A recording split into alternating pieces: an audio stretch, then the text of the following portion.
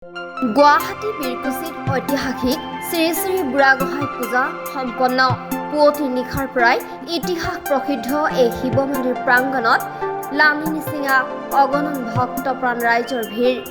গুৱাহাটীৰ মাজমজিয়াত দুৰ্গম পাহাৰীয়া অঞ্চলত অৱস্থিত এই শ্ৰী শ্ৰী বুঢ়াগোহাঁই থানত সম্পন্ন হোৱা শিৱ পূজা ভাগলৈ পদবজে আহি মন্দিৰত সেৱা জনাইছে দূৰ দূৰণিৰ পৰা অগণন ভক্তই।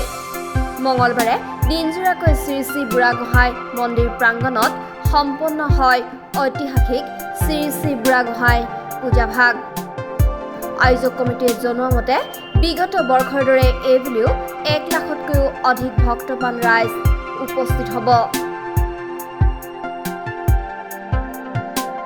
এনে ৰাতিপুৱা বুলি ক'লেও ভুল হ'ব। আমাৰ ৰাতি প্ৰায় 1টামান বজাৰ পৰা আমাৰ ভক্তপ্ৰাণ ৰাইজসকলে এন্ধাৰত একেবাৰে ওপৰত গৈ বুঢ়াগোহাঁই য'ত আমাৰ থান আছে, মূল গাখীৰ ঢলা থান, সেই গাখীৰ ঢলা থানত গৈ ৰাতি 1টা বজাৰ পৰা ভক্তপ্ৰাণ ৰাইজসকলে গাখীৰ ঢালি আহি আছে, গৈ আছে। আৰু ৰাতিপুৱা আমাৰ যিসকল ভক্তপ্ৰাণ ৰাইজ দূৰত থাকে তেখেতসকল ৰাতিপুৱা প্ৰায় 5 বজাৰ পৰা তেখেতসকলে প্ৰায় হাজাৰ হাজাৰ তেখেতসকল আহি আছে, গৈ আছে। আৰু আমি আজি ক'বলৈ পাই সুখী হৈছোঁ, আনন্দিত হৈছোঁ যে আমাৰ এই পূজাত বিশেষকৈ যিসকল বেচৰকাৰী স্বেচ্ছাসেৱক সংগঠন আছে আৰু অন্যান্য সংগঠন আছে, তেখেতসকলে পানী যোগান ধৰাৰ উপৰিও স্বাস্থ্য কেন্দ্ৰ ইয়াত স্থাপন কৰিছে।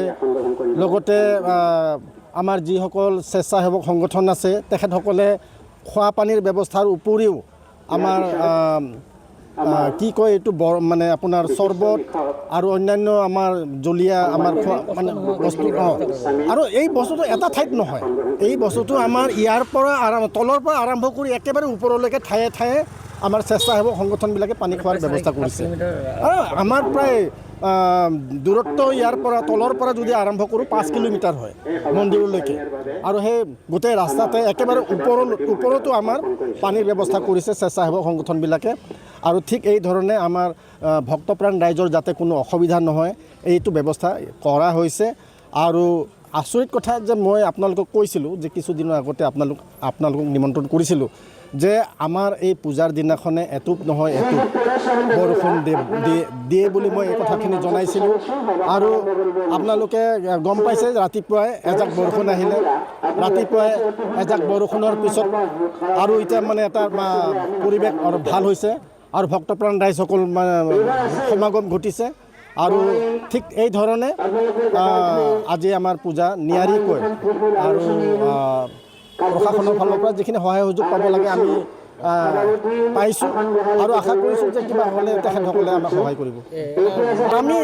আমিতো আপোনালোকক আগতেও কৈছোঁ যে 1 লাখৰ অধিক আমাৰ ভক্তপ্ৰাণ ৰাইজ মানে আমাৰ শ্ৰী শ্ৰী বুঢ়াগোহাঁই বাবাৰ শ্ৰীচৰণত পূজা সেৱা কৰিবলৈ আহিব আৰু আহিছে।